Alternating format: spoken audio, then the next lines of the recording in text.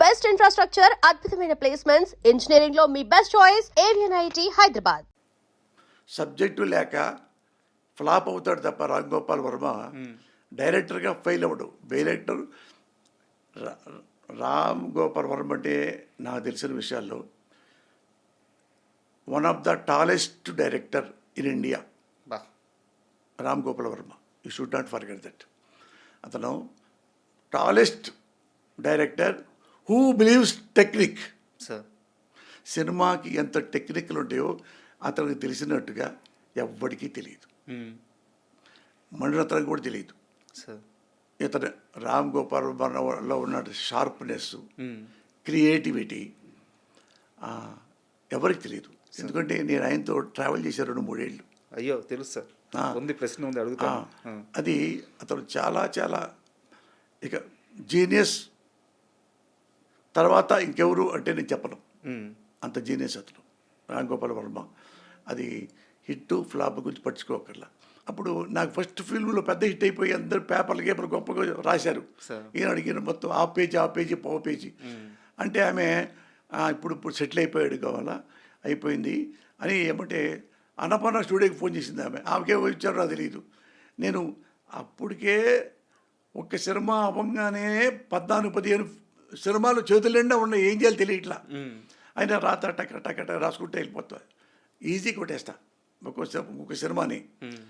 ఎప్పటికీ అమ్మో ఇన్నుండే ఎట్ట లేదు, ఎన్ని వస్తే అని చేస్తా. ఇంకా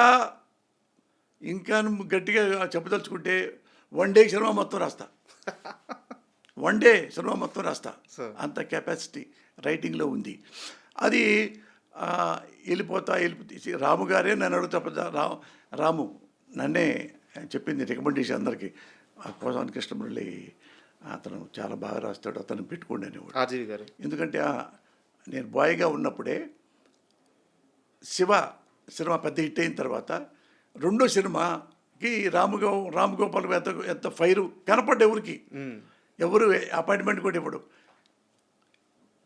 ఎవరో చెప్పారట రామానాయుడు గారు, 2వ సినిమా చేస్తున్నావు కదా రామ్ గోపాల్ వర్మ శివ తర్వాత, నీకు కొత్తగా కావాలంటే నా రైటర్స్ అంటే పచ్చోళ్ళ కుర్రోడున్నాడు, ఒకడు చదువుకుంటున్నాడు డాక్టరేటు, వాడు నీతులు రాస్తాడు బూతులు రాస్తాడు, ఏమైనా రాయగలడం.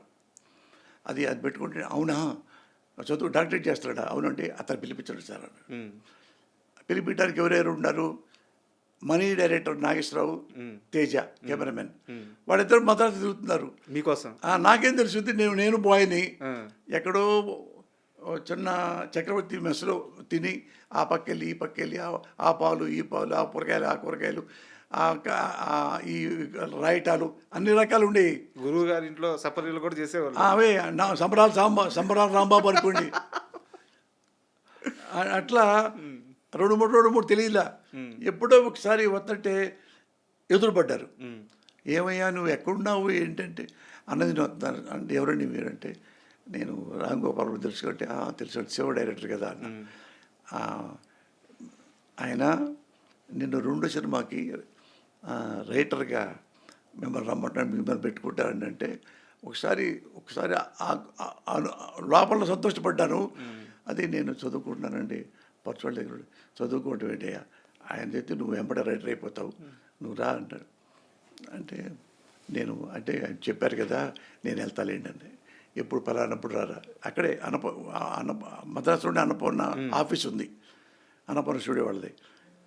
అక్కడ ఉంటాడు 9:30 10 అంటే నేను పొద్దున్నే మన అక్కడ అగస్త్యార్ కోయిల్ అని ఉంటుంది, ఆ గుడికి దండం పెట్టి వెళ్తా. ఆ దండం పెట్టుకొని పొద్దున్నే స్నానం చేసి వెళ్తా కదా.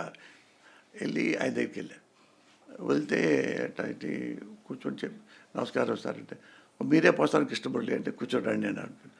మీ గురించి చెప్పారు రామానాయుడు గారు, సురేష్ బాబు వీళ్ళందరూ చెప్పారు మీరు బాగా చేస్తారంట. అదే అసిస్టెంట్గా ఉన్నాను సార్ అన్న. అదే మన సినిమా చేద్దాం మురళి గారు అన్నట్టు. అంటే నేను సినిమా చేయరని చెప్పడానికి వచ్చాను సార్ అన్న. అదేంటిది అన్నాడు. అంటే నేను చదువుకుంటున్నాను సార్, యూనివర్సిటీలో డాక్టరేట్ చేస్తున్నాను, వాళ్ళ దగ్గర అసిస్టెంట్ పని చేస్తున్నాను. I need let me take some time sir, I need some more experience from pursuit brothers, అందుకని ఏమద్దు క్షమించండి సార్ అన్న. భలే కూర్చోమరండి అన్నాడు. కూర్చోబెట్టు అంటే స్క్రీన్ ప్లే గురించి ఇంకోటి 2-3 అడిగాడు.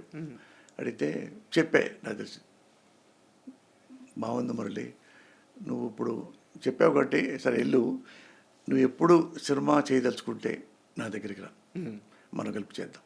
బా ఇదంతా ఇంత బిజీగా ఉన్నారు కాబట్టి లైఫ్లోకి పక్క నుంచి అమ్మాయిలు రాలేదు, అది కాదు, ఛాన్స్ లేదు, ఛాన్స్ గోల్ లేదు. గోలేదు. అయితే ఇందాక మనం మాట్లాడుతూ ఒకటి మిస్ అయిపోయింది. యూనివర్సిటీ నుంచి ఒక ఫోన్ వచ్చింది, తర్వాత ఏం జరిగిందో చెప్పలేదు.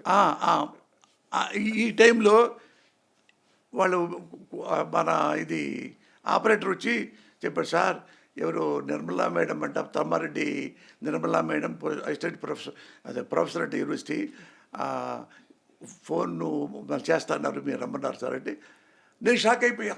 మేడం గారు నాకు ఇప్పుడు ఎందుకు చేస్తున్నారు అనుకున్నా. మళ్ళీ ఆపరేటర్ దగ్గరికి వెళ్తే మళ్ళీ వచ్చింది, మేడం నమస్కారం అంటే, కృష్ణమురళి బాగున్నా అంటే, లేదు ముఖ్య విషయం చెప్తున్నాను, నేను నీకు ఒక అమ్మాయిని చూసా, ఒక అమ్మాయి నేను చూశాను, వాళ్ళ ఇంటికి వెళ్ళి ఆ అమ్మాయి చదువుకుంది BSc BL, మంచి అమ్మాయి, నాకు నేను సర్టిఫై చేస్తున్నా, నువ్వు ఆ అమ్మాయిని చూసుకో, నీకు సూటబుల్ అట్ట చెప్పేస్తుంది గబగబా. తమ్మారెడ్డి భరద్వాజ గారి కజిన్ సిస్టర్. ఓకే అవును, తమ్మారెడ్డి ఆమె.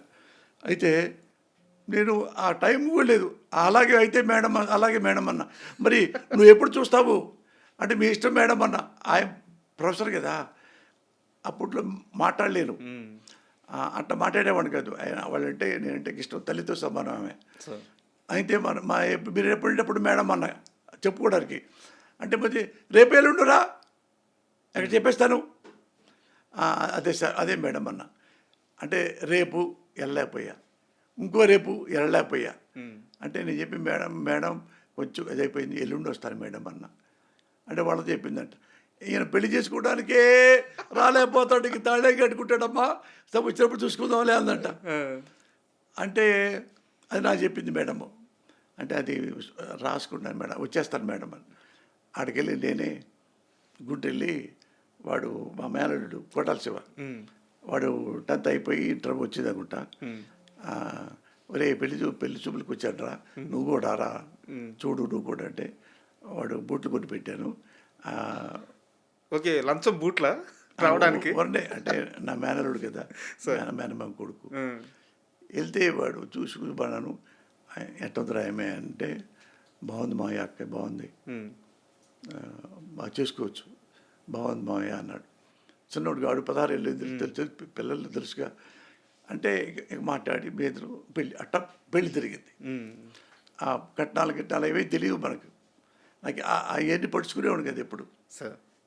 నాకు నచ్చింది, నేను నచ్చాను, ఇంక ఇష్యూ లేవు, ఇంక ఇష్యూ ఏముంది, అంతే కదా. సో అంత బిజీగా ఉన్నారు. అయితే ఇందాక మనం శ్రీకాంత్ గారి గురించి మాట్లాడుకుంటూ కాస్త బ్రేక్ పడింది. ఇది ఇంగ్లీష్ పెళ్ళం ఈస్ట్ గోదావరి మొగుడు సినిమా రిలీజ్ అయిన తర్వాత పెద్ద హిట్ అయింది. కాకపోతే ఆ సినిమాలో మహిళా సంఘాలతో కొన్ని డైలాగులు రాశారు మీరు. ఆ రోజుల్లో చాలా పెద్ద ఇష్యూ అయింది కదా, అది పేపర్లో ఆర్టికల్ కూడా వచ్చినట్టుంది. అది దానికి 70 సర్సర్కట్లే పోయింది. 70 సెన్సార్ కట్ల. అది లేకపోయి ఉంటే సినిమా బాగుండేది. ఇంకా ఇది ఒక ట్రాక్ తీసి పారేశారు. ఆ జడ్జి ఇలా ఉండకూడదు, ఇలా ఉండాలి, అది ఉండాలి, ఇది ఉండాలి, ముక్కలన్నీ అయిపోయినాయి. అప్పటికే అది చాలా, అప్పుడు అయ్యో చాలా అయిపోయింది నాకు అలా. అంటే అది తీసేదాకా ఆపలా. అప్పటిదాకా శ్రీకాంత్ గారికి ఉన్న ఇమేజ్కి పూర్తి ఆపోజిట్ క్యారెక్టర్ అది. అవును అంటే ఆమెను బుద్ధి చెప్పడానికి. అవును,